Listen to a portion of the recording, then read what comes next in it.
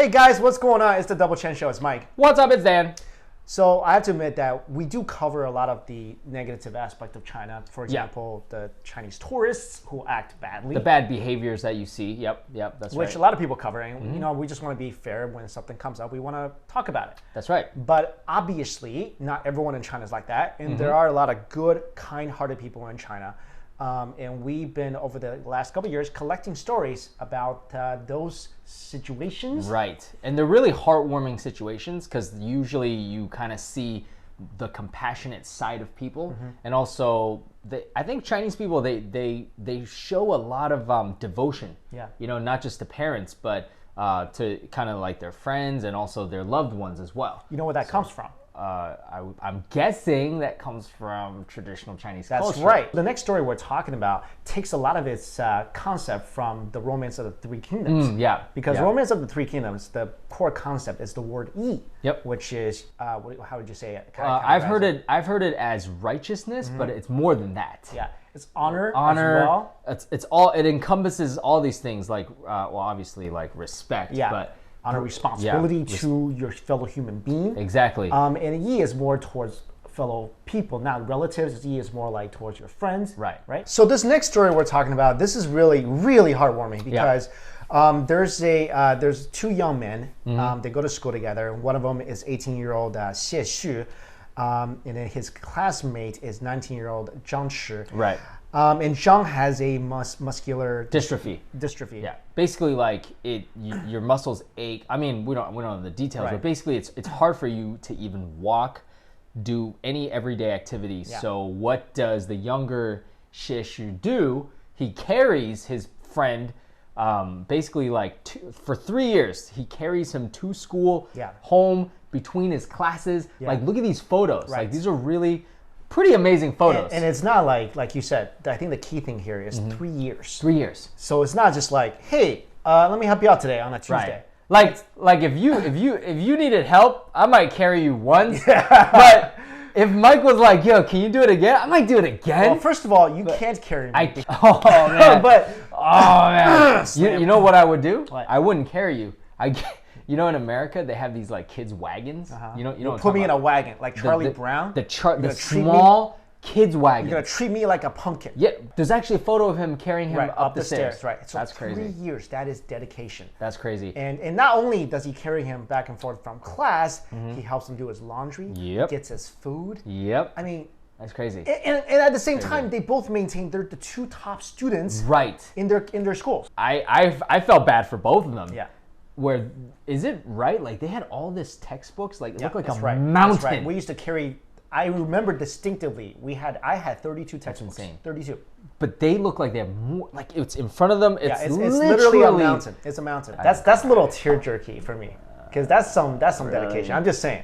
I'm just saying that because you would never do that for me. No, I told you I would put you in a wagon. I would help you. Yeah, so you'll treat me like a pumpkin. I'm not gonna treat me like a pumpkin. Dude, I'll put you in a wagon for like a day. That's it. You know what I would do? I'd tie a string around you and I'll pull you up the stairs. String. You will pull me with a rope, like. Okay, the next story. This is a very touching story. It's a couple. They're not married yet. They're engaged.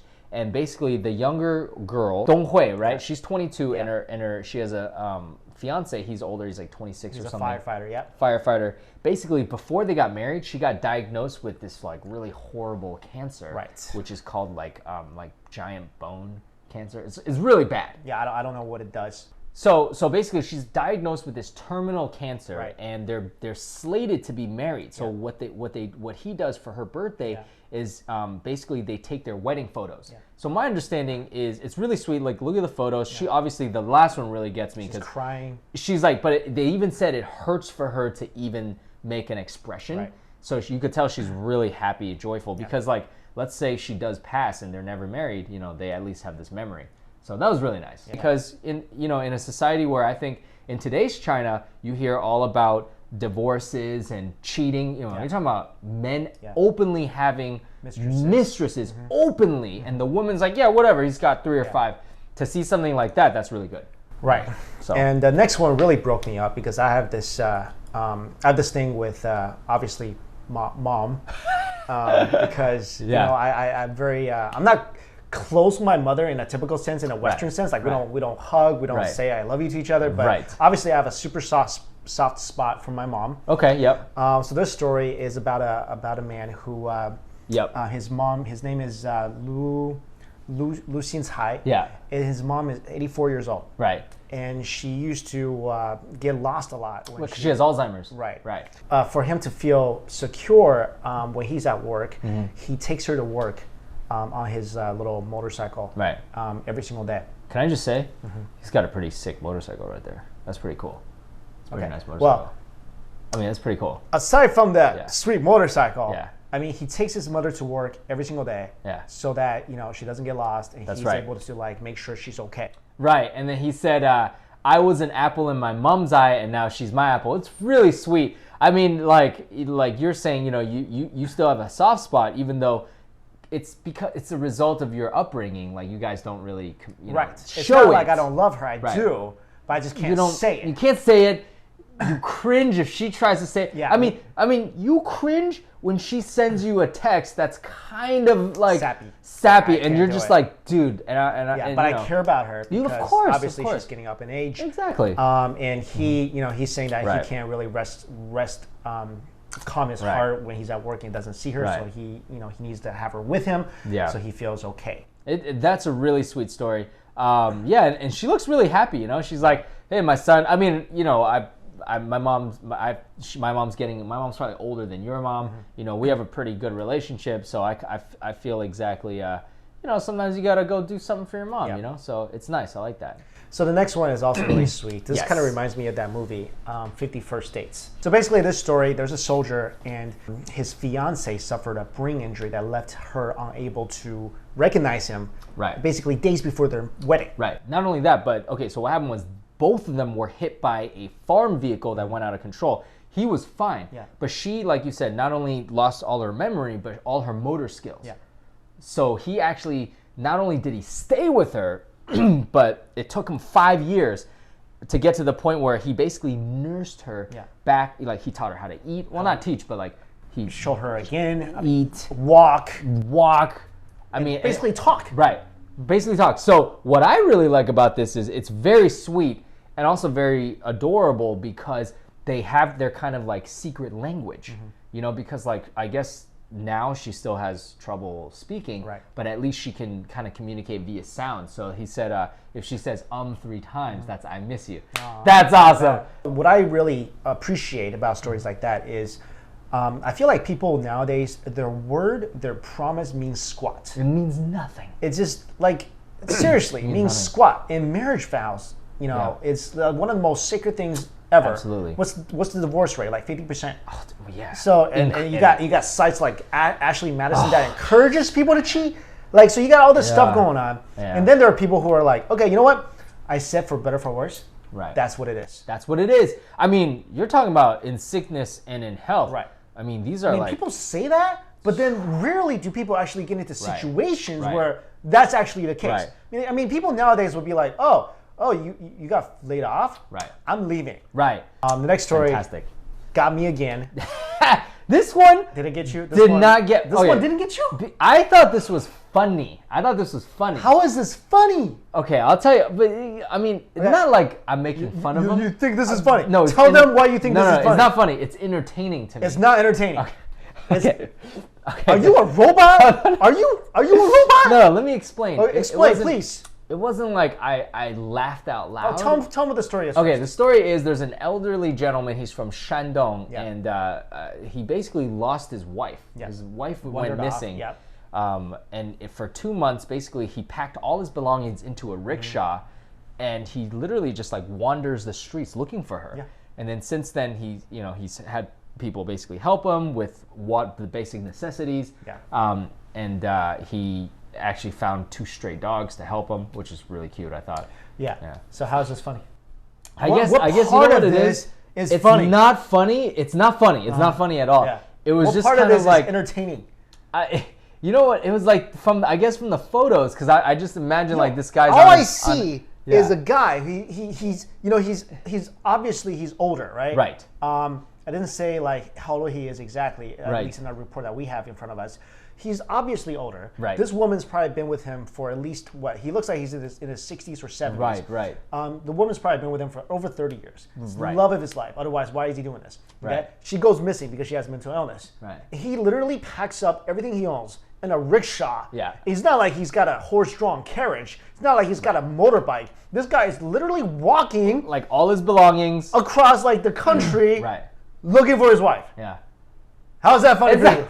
Okay, like, you know, maybe because I watched too many. Maybe like, you're a robot. Maybe I'm jaded or whatever, but like this. Okay, you know what it is? It was hard for me to fully believe. Like, I'm like, what if he's just crazy and he didn't lose his wife? Like, how do you know?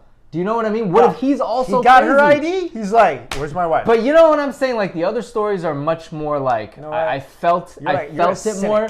Like, all the other stories, I felt like, okay, that story, to me, like, if true, no, it's not funny. It's really sad. It's heartwarming. But the jaded part of me was like, what if he's crazy? He's just wandering. You know what I mean? He picked up a couple dogs. Like, but these are really, you know, you picked out most of these. I really like how you mixed in like the love. We talked about somebody taking care of the elderly, but this is like a child who basically, okay, everybody knows like there's a golden week in China. It's in October. Yep. It's basically like the only break that students get, right? It's coveted. But however, this girl, when she went back to her hometown, her mom has to work during that week, so they can't go anywhere. So instead of her just going off playing with her friends, playing video games, she actually just decides to help her mom, who's a sanitation worker, clean the streets, that's really touching. Yeah. I mean, how many kids, dude, come on, especially in this day and age, like, and it's not like the mom was like, you got to do this. Right. She basically was like, Mom, I'm going to help you do this. And it's not like, a lot of people in this day and age will be like, oh, I'll be ashamed to like, if my fellow classmates saw me cleaning the streets, it's embarrassing. Nope. This, I mean, it's not the most glorious job in the world. I would say it's very unglorious. So for her to be like, you know what, for my break, let me just do this. Yeah. Let me help you because every day you help me. Exactly. I mean, that's touching. That's really touching. And like you mentioned, I want to, again, like emphasize, you know, for a lot of kids these days, all they want to, it's just so easy to say, oh, I have a break, so I'm going to go do stuff that I enjoy. You know, these stories are underreported a lot in this society because, in this day and age, because there's so much stuff what's overreported. Bombings, war. Definitely. Just the negative, all kinds of negative stuff. We need more inspirational stories. Definitely. We need more heartwarming stories to just show people that there are people in the world that care. There are people in the world that still embraces love and family and brotherhood and friendship and keep their promises. That's all inspiring. That's all stuff that I think we need to see and hear more of. What is the most devoted thing you've done lately? I'll tell you what I've done. Okay. I haven't told many people. You know this. I haven't told a lot of people this. Yeah. So my parents obviously they paid for my college. They raised me. Although sometimes the punishments are harsh, like sending me to China. Right. But I understand it's coming from the best places in their hearts, and I always wanted to repay them. So last year I was able to buy my parents a car, and although my dad gets a lot of tickets, a lot of red light violations. Since you got the car? Since I got the car, easy pass violations, and it all comes to me because the car's under my name. So I'm paying all that off. You even pay off the tickets? I paid off all the tickets, and bro, I try to help them as much as possible. Right. I'm actually gonna buy them a house. Nice, bro. So I want to be able to give back as much as I can. What about you, man? Well, like, basically I've been having to take care of my mom a lot in the last. Yeah, you do. I commend you for that. You really have been. 5 years, because she's not the healthiest person. Right. So whenever she calls, I'm pretty much like, at her beck and call. Yeah. So like, I don't bathe. I'm not like. Yeah, no, you've been a good son. I've seen you with your mom. You also exhibit a lot of affection to your mom, which is very rare among the Asian community. Other Chinese people will come to me. They're like, why do you hug your mom? Yeah. Why are you kissing your mom on the cheek? And dude, that's so weird to me that they would ask me that. Yeah. Because it's like, what, they're not used to it. Anyway, so me and Mike are both good, devoted. Well, we're trying. We're trying our best. But dude, that's not to say when they send you a creepy text, you're just like, come on. Not a creepy, like a sappy texts are not welcome here. And my mom just learned to text. Oh my God. So I'm getting text. She just learned. But your mom writes you up like an essay. My mom texts me all the time. There's like, I'm like, my mom texts me. She emails me. She emails you? Yeah, I haven't. Bro. I mean, luckily she's not on Instagram yet. Oh, dude. Yeah, but anyway, this video we wanted to share with you guys, so hopefully it made you feel a little better and a little more inspired. And we'll keep on doing this if you guys like it. Thank you so much for watching, everybody. Later. See you.